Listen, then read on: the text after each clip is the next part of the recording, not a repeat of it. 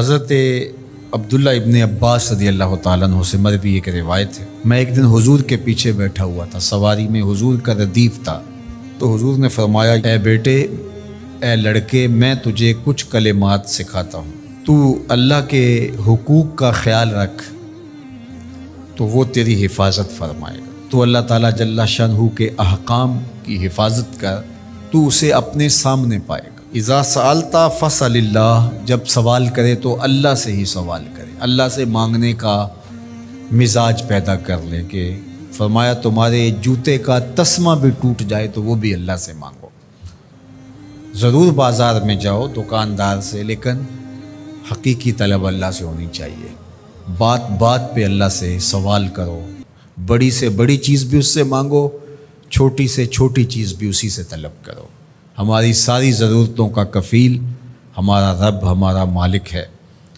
تو دوسری نصیحت یہ کی کہ جب تو استعانت طلب کرے، مدد طلب کرے، تو اللہ سے ہی استعانت طلب کرے۔ وعلم، اور جان کہ اگر ساری امت، سارے لوگ، پوری قوم جمع ہو کے تمہیں فائدہ پہنچانے کی کوشش میں لگ جائیں تو تمہیں وہی فائدہ پہنچا سکتے ہیں جو تیرے لیے تیرے رب نے لکھا ہے۔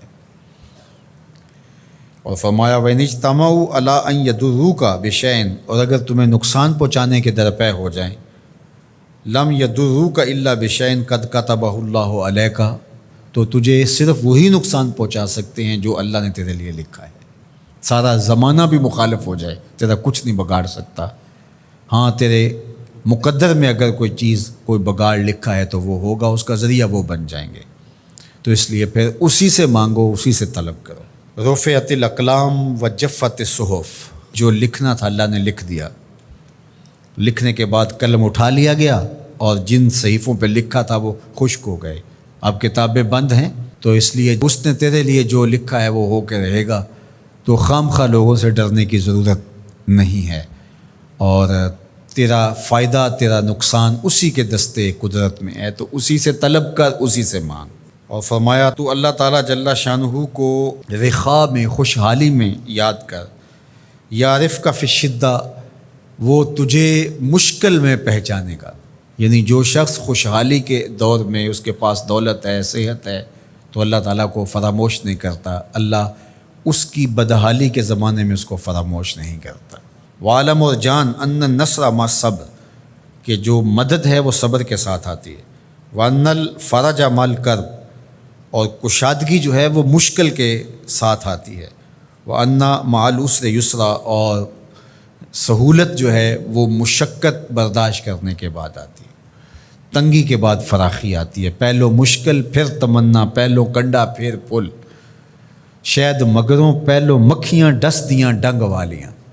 تو یہ سب ہوتا ہے، مشکلات، تکلیفیں، آلام، مصائب، ان سب سے گزر کر کے آسانیاں آتی ہیں۔